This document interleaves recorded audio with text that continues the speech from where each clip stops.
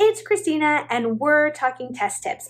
And today we're going to talk about different forms of equations and what they tell us.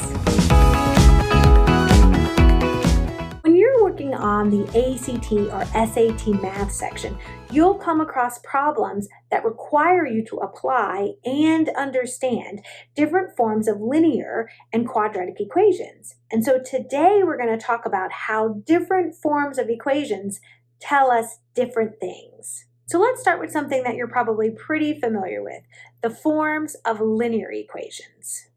So we know that when an equation looks like y equals 2x minus 4, this is in the form y equals mx plus b, or slope-intercept form. So we can see that 2 is the slope and negative 4 is the y-intercept. But an equivalent equation could have the form 6x minus 3y equals 12. Well, so this is standard form, and as it is written, we are not able to see the slope or the y-intercept unless we manipulate or rewrite the equation. Ah, that's better. Now I can see that it has a slope of 2 and a y-intercept of negative 4. So, which form is better? Well, it really depends on what information you need from the equation. For example, if I needed to graph the equation 6x minus 3y equals 12, then my best bet is to rewrite it into slope-intercept form. Perhaps because we spend so much of our math life manipulating linear equations, we feel pretty comfortable with this. But quadratic equations are very similar. They also have different equation forms, and each form tells us something a little different. So let's look at 3 quadratic equation forms together. There is standard form, factored form, and completed squared form. So we can see that there is an equation form named standard form for a quadratic equation as well as a linear equation. And do you see how some of the variables are the same and some are different? Well, this lets us know when comparing equations which variables stand for the same things and which do not. In fact, there are actually all kinds of standard form equations, but we're going to just stick with linear and quadratic today. Okay, let's look at an example of a quadratic standard form. Y equals x squared plus 2x minus 15. So in this form, you can only know 2 things immediately. One, the graph is going to open up because that a term or the number or the coefficient in front of the x squared term is positive. And 2, the graph will intersect the y-axis at negative 15 because that's the value of the constant term, or the c. Now, it's called the constant term because it's the one with no variable. Therefore, it's not changing, thus it is constant. Okay, but besides opening up and having a y-intercept of 15, we can't really see anything else in this equation form. Next, we have factored form. Now, not all standard form equations can be factored, but this one can. So since y equals x squared plus 2x minus 15 factors into x minus 3 times x plus 5, we can set the factors equal to 0. Oh, and now this form is very helpful because we can see that the solutions, or zeros or x-intercepts of this equation, are 3 and negative 5. And we can still, like before, tell that the parabola or the graph will open up because that a, or the number in front of the x squared term, is positive. So let's imagine if the question asked you to solve the equation or to find these solutions. Do you see how factored form would be a way better form to have than standard form? The last quadratic form is the completed square form. Now, some people don't like this form, but that is usually because they're just uncertain how to complete the square. But it is not as bad as it seems.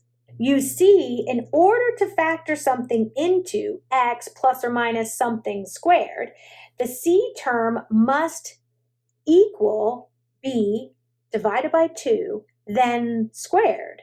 Well, that rarely just happens. Take, for example, x squared plus 2x minus 15. The b term is 2, but 2 divided by 2 squared is definitely not 15. It is 1. Aha! So completing the square just means to turn our equation into something that factors how we want. In this case, all we have to do is add and subtract 1. Then we can factor the first part and simplify the rest. So now that we are looking at the completed square form, we can see two things. Again, the graph will open up because the a, or the number coefficient in front of the x squared term, is positive, and the graph will have a vertex at h comma k, or in this case, at the point -1 comma -16. Okay, so each form can be helpful if you know what you're looking for. So you must first determine what the question is asking. So let's ask a question.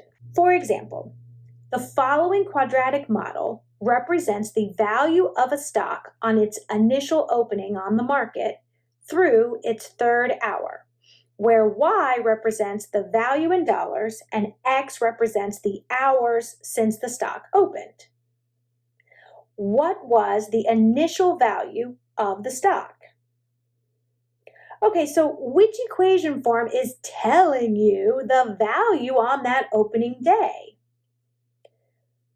What exactly is the question asking?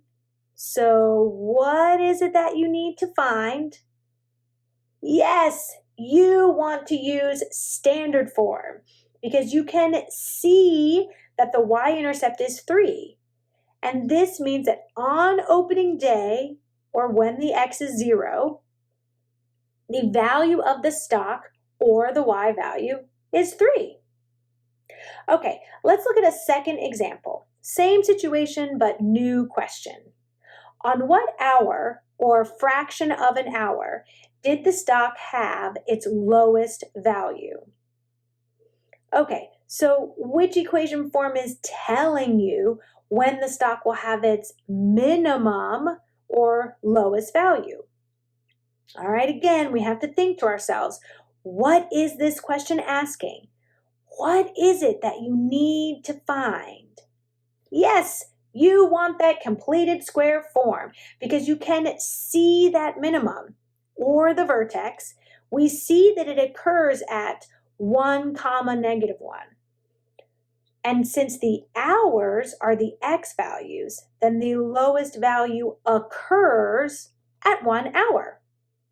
Okay, let's look at a third example. Now, this one just has a slightly different question, so listen carefully. What was the lowest value of the stock over the 3-hour period? Okay, so the only difference is that this question is asking you for the lowest value as opposed to before when it was asking when the lowest value occurs. All right, again, what is the question asking? What is it that you need to find? Yes, you still want to use the completed square form because you can see that the minimum, or the vertex, right, occurs at 1 comma -1. And since the y values represent the value of the stock, then the lowest value is -$1. All right, let's look at a fourth example. Again, same situation, new question. At what hour, or fraction of an hour, did the stock have a value of $0? So which equation form is telling you when the stock will have a value of $0? So for the last time, what is the question asking? What is it that you need to find? Yes, you want factored form because all you have to do is set the factors equal to 0 and solve.